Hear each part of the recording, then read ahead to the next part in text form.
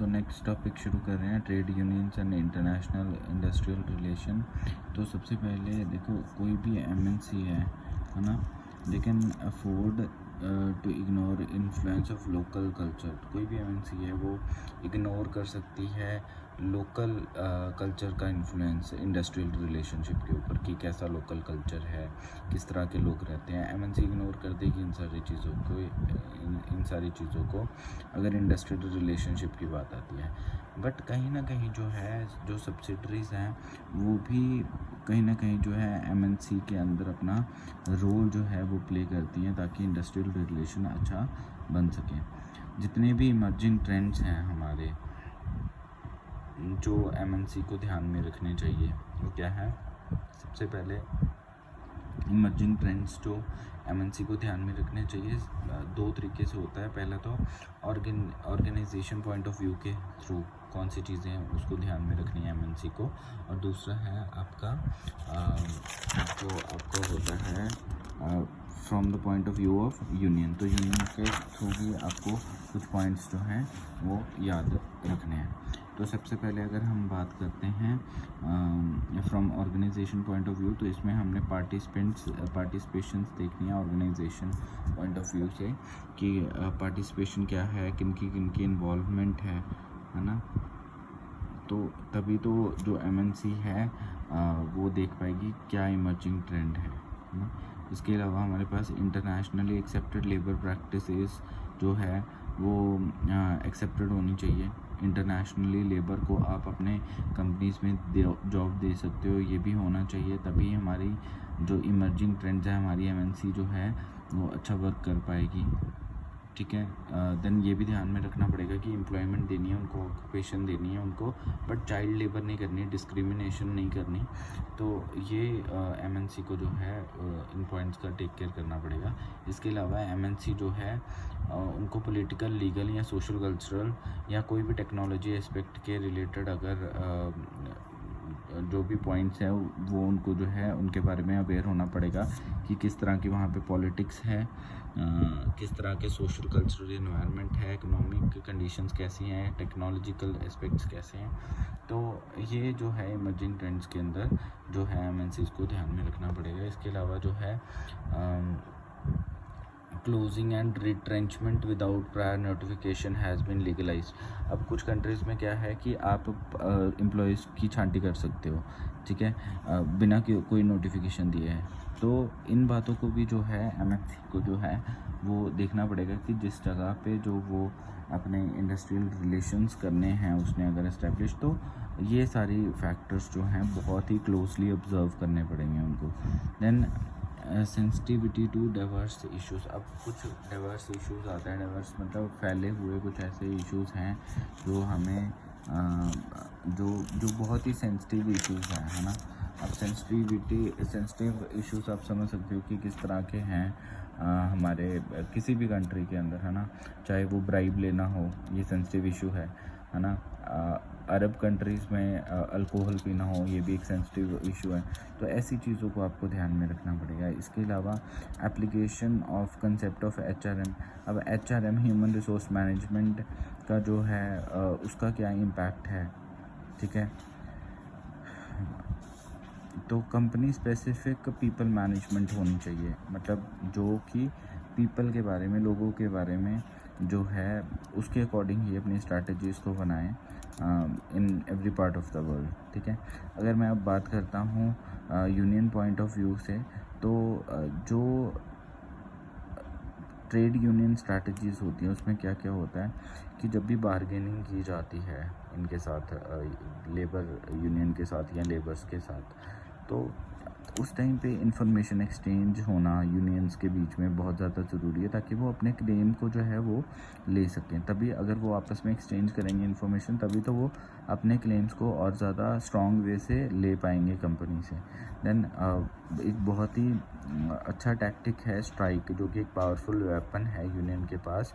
तो वो स्ट्राइक करके अपनी मांगों को जो है वो मनवा सकते हैं।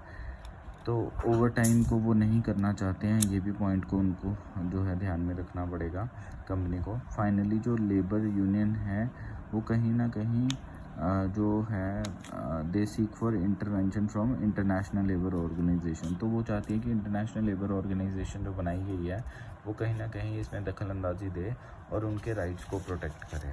देन आता है एम्प्लॉयज़ पार्टिसिपेशन इन मैनेजमेंट। अब देखो बहुत सारी चेंजेस आ चुकी हैं इकोनॉमिक एनवायरनमेंट के अंदर, और जो फॉर्म्स एक्शन ले रही है लेबर फोर्सेस जो हैं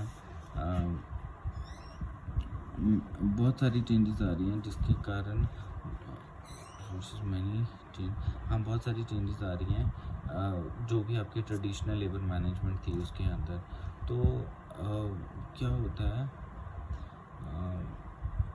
वर्कर का रोल जो है कंपनी के अंदर वो कहीं ना कहीं डिसीजन को लेने के लिए भी वर्कर को जो है इन्वॉल्व करना ज़रूरी है, क्योंकि उनको पता है टेक्निकल चीज़ें क्या चल रही हैं। तो कहीं ना कहीं डिसीजन में उनको पार्टिसिपेट करना चाहिए। यही पॉइंट अगले में भी है कि पार्टिसिपेशन इन डिसीजन मेकिंग। यहाँ पे देखना पड़ेगा कि जो वर्कर्स हैं उनको कहीं ना कहीं बोर्ड का मेंबर बना दो, वर्क काउंसिल का मेंबर बना दो, ताकि वो अपने पॉइंट्स जो हैं वो रख पाएँ कि किस वे से जो है डिसीजन मेकिंग जो है की जानी चाहिए।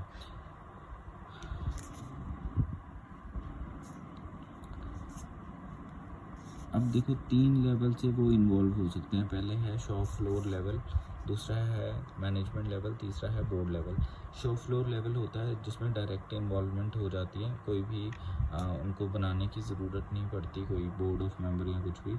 मैनेजमेंट लेवल के अंदर जो है सेकंड जो मैनेजमेंट लेवल है उसके अंदर जो है रिप्रेजेंटेटिव बॉडीज़ बना दी जाती हैं, तो उसके थ्रू ही जो है आप अपनी बात को रख सकते हो। फर्स्ट वाले केस में डायरेक्ट इन्वॉल्वमेंट होती है, सेकंड वाले केस में किसी रिप्रेजेंटेटिव के थ्रू आप बात करते हो मैनेजमेंट से, और थर्ड वाले केस में लेबर मेंबरशिप लेके लेबर के थ्रू जो है आप बात कर सकते हो। तो ये कुछ पॉइंट हैं। इसके बाद participation in improvement of quality of life. अब देखो improvement of quality of life में क्या है कि 2 ऑब्जेक्टिव हैं। एक तो हमें प्रोडक्टिविटी को इंक्रीज़ करना है और दूसरा क्या है एम्प्लॉयज़ की सेटिस्फेक्शन को हमने देखना है। अब इसमें 3 केसेस होंगे। पहला तो हमें टीम बिल्डिंग करनी है। टीम बिल्डिंग में हमें क्या है ये रहा टीम बिल्डिंग। इसमें हमें बहुत सारे एफर्ट्स करने पड़ेंगे ताकि ग्रुप में काम किया जा सके और ग्रुप में रिस्पॉन्सिबिलिटीज़ को भी फिक्स किया जा सके और अकॉर्डिंगली जो है वो काम किया जा सके, ताकि पूरी ऑर्गेनाइजेशन को अच्छे वे से उसके ऑब्जेक्टिव्स को अचीव किया जा सके। देन वर्क डिज़ाइन प्रोग्राम्स में क्या आएगा, इसमें हम हॉरिजॉन्टली टास्क को डिवाइड करते हैं और वर्टिकली जो है टास्क को ऐड करते हैं। हॉरिजॉन्टली टास्क कॉम्प्लेक्सिटी जो है वो कैसे होती है कि हर एक वर्क स्टेजेस को जो है वो हम ऐड करते जाते हैं। एक बार एक स्टेज रीडिज़ाइन होगी देन नेक्स्ट वाली स्टेज को करेंगे। जबकि वर्टिकल में क्या होगा, हर एक एम्प्लॉय जो है उसकी एक रिस्पॉन्सिबिलिटी होगी फॉर डिसीजन। तो कैसे वर्क को किया जाना चाहिए तो उसके रिगार्डिंग वो टेक केयर करेगा। वो वर्टिकल हमारी जो है वर्क डिज़ाइन हो गया। देन हमारे पास आता है फ्लेक्सिबिलिटी इन वर्क शेड्यूलिंग। तो ये बहुत ही इंपॉर्टेंट फैक्टर है जहाँ पे हमें फ्लेक्सिबल टाइम देना चाहिए वर्कर को, ताकि जो है उनका स्टार्टिंग और एंडिंग आवर जो है वो फ्लेक्सिबल हो, और वो अगर 7 बजे आते हैं 9:30 बजे जाएँ या कुछ भी है ना, मतलब ऐसे फ्लेक्सिबल कर दो। जैसे हमारे वाले केस में मेरे मतलब कॉलेज के अंदर फ्लेक्सिबल वर्किंग आ रहा है जहाँ पे आप सुबह 7 बजे भी आ सकते हो and the main motive is कि आपको 8 घंटे जो है अपने पूरे करने हैं। तो आवरली बेसिस पे आप फ्लेक्सिबिलिटी टाइम की दे सकते हो ताकि एम्प्लॉयज़ जो हैं वो खुश रह सकें। देन हमारे पास आता है employ participation across various nation. तो यहाँ पे सबसे पहले हम 2 ही केसेस पढ़ेंगे। एक ब्रिटेन का पढ़ेंगे जहाँ पे क्या है कि 5th डायरेक्टिव ड्राफ्ट जो बनाया गया था उसमें 2 तरह के जो हैं 2 टायर बोर्ड जो है वो फॉलो किया गया था। मैं आपको इसको बेटर वे से एक्सप्लेन करूँगा इस 2 टायर एंड यूनिटरी बोर्ड के थ्रू। तो देखो 2 टायर में क्या है, आपकी सबसे पहले मैनेजमेंट होती है, उसके ऊपर जो है मैनेजमेंट बोर्ड होता है जहाँ पे एग्जीक्यूटिव बोर्ड एम्प्लॉय रिप्रेजेंटेटिव्स होते हैं। उसके ऊपर सुपरवाइजरी बोर्ड होता है जिसमें 3rd to 1/2 एम्प्लॉय रिप्रेजेंटेटिव होते हैं। उसके ऊपर जो है एनुअल शेयर होल्डर्स मीटिंग होती है and this is your 2 tyre board. और अगर मैं यूनिटरी बोर्ड की बात करूँ तो यहाँ पे एम्प्लॉयज़ हैं, उनके मैनेजमेंट है, बोर्ड ऑफ डायरेक्टर हैं और एनुअल शेयर होल्डर मीटिंग है। यहाँ पे सुपरवाइजरी बोर्ड है और मैनेजमेंट बोर्ड है, तो कहीं ना कहीं सेम है, बस यहाँ पे डिफरेंस क्या है, यहाँ पे बोर्ड ऑफ डायरेक्टर है और यहाँ पे सुपरवाइजरी बोर्ड है, और यहाँ पे मैनेजमेंट के नीचे मैनेजमेंट है और यहाँ पे मैनेजमेंट के नीचे एम्प्लॉयज़ हैं। तो ये डिफरेंस इसके अंदर रहेगा। देन आता है फ्रांस की बात करते हैं।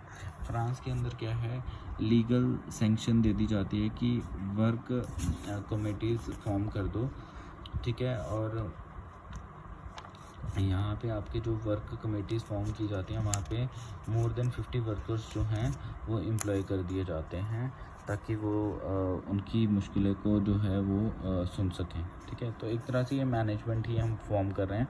हर अलग अलग कंट्री की अलग अलग वे है मैनेजमेंट की। So this is what we have discussed. So that's the end of this part, जहाँ पे हमने जो है trade unions and international industrial relations को स्टडी किया। अब हमारे 2 टॉपिक्स इसके बाद पेंडिंग है, तो उसको भी हम जल्दी से अपलोड कर देंगे। Thank you.